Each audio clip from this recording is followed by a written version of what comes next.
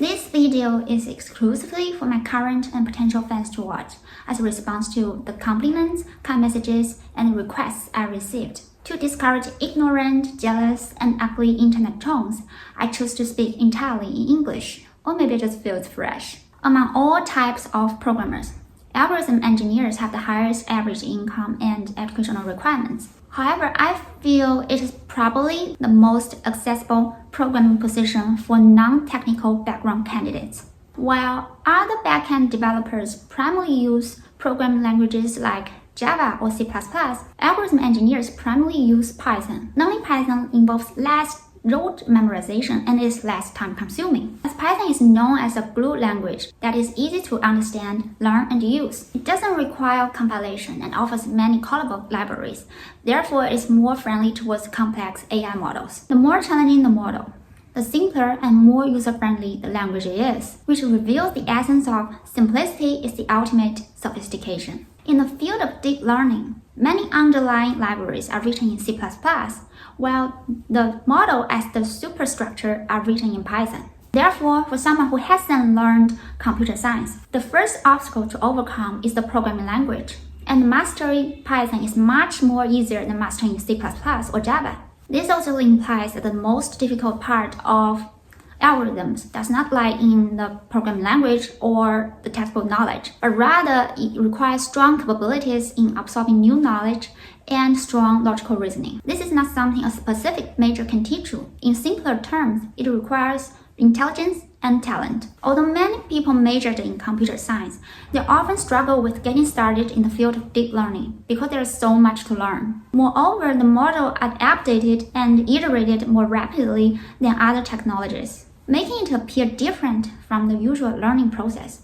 It encompasses various aspects: technology, mathematics, logic, and application, or blended together. Now I'm going to talk about the key milestones for self-learning and career transition across industries. First and foremost, algorithms are learned through work. While you can study mathematics at home through books or videos, learning algorithms require access to company resources like computing power. You need to be in an environment where you can self-study while creatively applying solutions to real-world problems. The ability to apply algorithms is crucial for the job, and it is completely different from simply running a demo model with open-source dataset at home. This puts graduates from both technical and non-technical backgrounds back to the same starting line when it comes to applying, as the level of technical expertise does not necessarily reflect one's ability in application. So regardless of whether you have a computer science background or not, now is the time for you to quickly send out your resumes. Regardless of whether the employers choose you or not,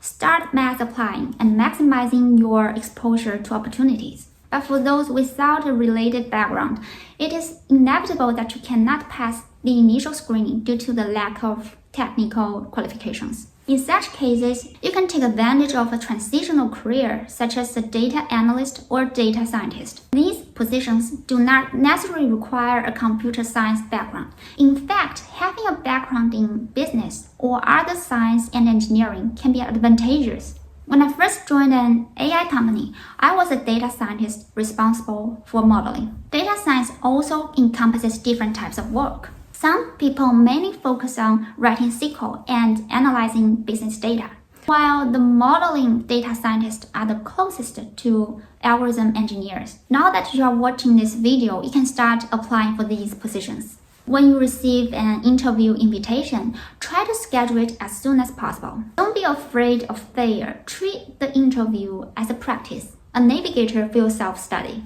Deduce what you need to learn based on the interviewer's questions, and even encourage them to ask you more. Generally, data science interviews do not involve live coding or LeetCode-like questions. Most of the questions are business-oriented. If the interviewer gives you a take-home assignment, that would be even better. Firstly, this position requires higher coding skills. Secondly, the problem given is probably a challenging business problem that has not been solved yet. If you can respond quickly and provide high-quality solutions, you are most likely to secure the position. There's much more to talk about the job hopping topic, but it cannot be fully covered in this course. let's move on to the next milestone. When you obtain a position as a data analyst or data scientist, how can you leverage that role as a launchpad for getting into algorithms? In fact, being a data scientist already earns good pay, but algorithm engineer earns even better.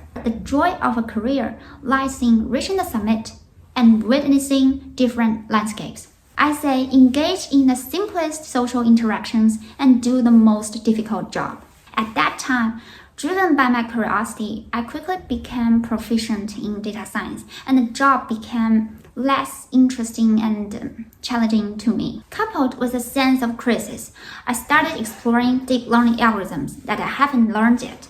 I chose to delve into NLP models. Deep learning algorithms simulate human brain neural networks, including two major directions, natural language processing and computer vision, respectively simulating language comprehension and image comprehension capabilities of humans. Besides these, there are recommendation and search algorithms named after business objectives. However, even for recommendation and search algorithms, knowledge in NLP and CV are now required, as most of the AI innovations come from these areas, especially NLP, due to its faster iterations than CV models. This year, the breakout star ChatGPT also comes from the field of NLP. When working as an algorithm engineer, it's essential to develop a habit of staying updated to the latest research. Reviewing the state-of-the-art rankings and top conference papers is one of my biggest pleasures doing work. Moreover, shortly after I started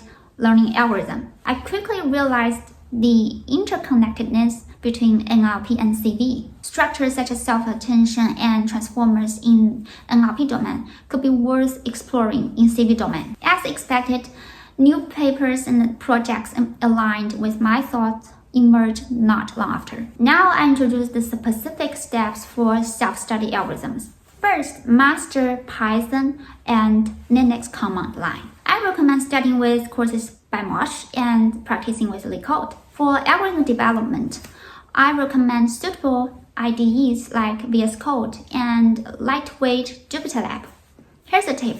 While most people install and use Jupyter Notebook, there is a more advanced option called JupyterLab. If you deploy it to the cloud, it can serve as an online IDE. Second, master deep learning algorithms, NLP or CV or both. I recommend watching courses by Professor Li Hongyi from National Taiwan University, as he explains thoroughly and concisely. Let alone he's also an anime enthusiast.